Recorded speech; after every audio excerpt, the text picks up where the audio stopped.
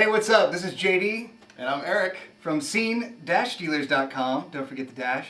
And If you're on YouTube, then you're probably not familiar with our website. But if you're watching this on our website, you already know what it is. So let's move right on to the fact that JD and I are absolutely addicted to the Oscars. It's kind of an unhealthy obsession.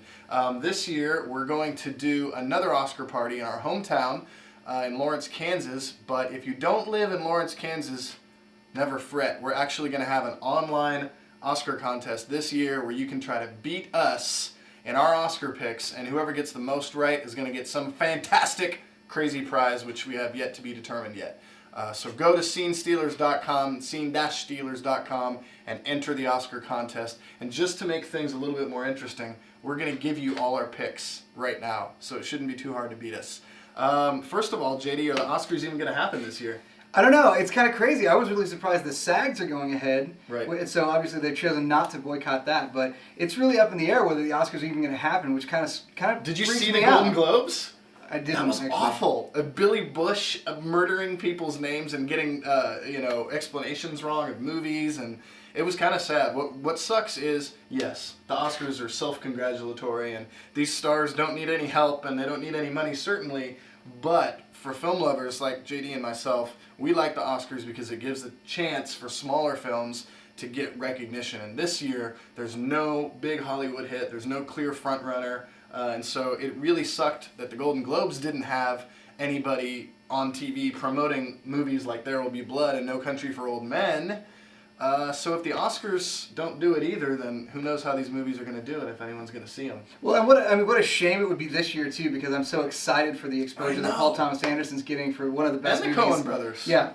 So, I mean, for it not to happen this year is such a Jones. I mean, you can actually check out a segment we did last year, some old school OG Scene Stealers clips that we did for pre-Oscar hype from last year. This is something we're totally obsessed with, and I look forward to it every year. And this year in particular would be a really sore loss, especially with the Paul Thomas Anderson stuff. Yep. So anyway, the Oscars are going to continue. Producer Gil Cates said they're absolutely going to continue.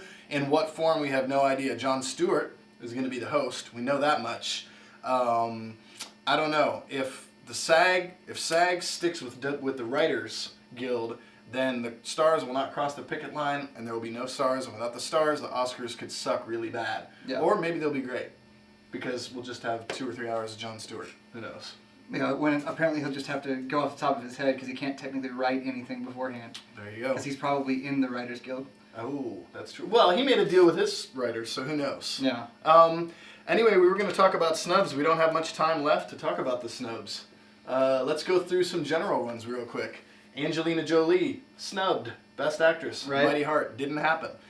Instead, we got Cate Blanchett for the Elizabeth the Golden Age, which she's a great actress, but nobody liked the movie. Nobody saw that film. The ones who did didn't like it. Right. So, and then Laura Linney slips in there with The Savages, which is really cool. Which is great, and that movie, I'm excited that movie's getting some exposure. Another like real loss if we don't get to see that. But the one sticking, the real nasty piece I've got there is that George Clooney got a nomination in the Best Actor category, but Christian Bale completely Rescue shut out Dawn. for Rescue Dawn. Rescue Dawn was a great movie, and it had great acting from Jeremy Davies, Steve Zahn, and Christian Bale. And the reason, and this is the silly thing, or the nasty thing nobody wants to talk about in Hollywood, we're talking about There Will Be Blood and No Country for Old Men and all these great movies. Well, these movies have money behind them. Yep. They may be little movies, and they may be dark, and they may be, grim, but they've got money behind them. And the people behind Rescue Dawn did nothing.